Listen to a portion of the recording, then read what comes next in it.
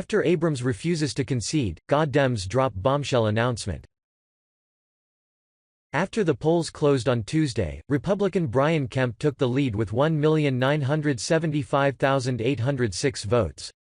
However, Democratic gubernatorial candidate Stacy Abrams, who had 1,916,931, refused to concede, claiming that there were still uncounted ballots.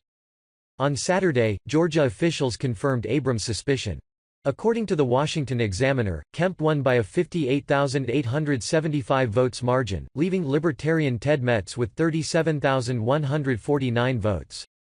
The NBC reported that Georgia's rules suggest that the Democratic candidate doesn't need to surpass Kemp in votes in order to keep her campaign alive. If Kemp didn't manage to reach 50% of the ballots cast, then a runoff between the two top candidates has to take place. This is the reason behind the importance of the number of the uncounted ballots. Kemp's campaign indicated that there are only 21,190 ballots to be counted, while Abrams' campaign claimed that there were more 26,846 uncounted ballots. "We will continue to fight for each and every eligible vote to be counted because in a democracy, every vote should be valued. Georgians deserve nothing less," said Lauren Groh-Wargo, Abrams' campaign manager. What makes things even more complicated is the fact that Kemp, as the Georgia's Secretary of State, had a responsibility to oversee the election. He left his post on Thursday, believing that he won the race, to start the transition to governor. The Democratic Party of Georgia filed a lawsuit regarding the vote counting procedures in Dougherty County. Kurt Kastorf, part of the Abrams campaign's legal team, said, "We have reports of ballots never showing up, or being misdelivered, and there was an incredible backlog.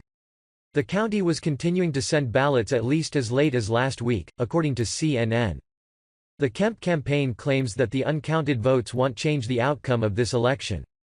Based on counts released by the Secretary of State's office, Brian Kemp's margin is so large that the number of provisional ballots and overseas ballots will not change his Election Day victory, said the Kemp campaign's press secretary, Cody Hall.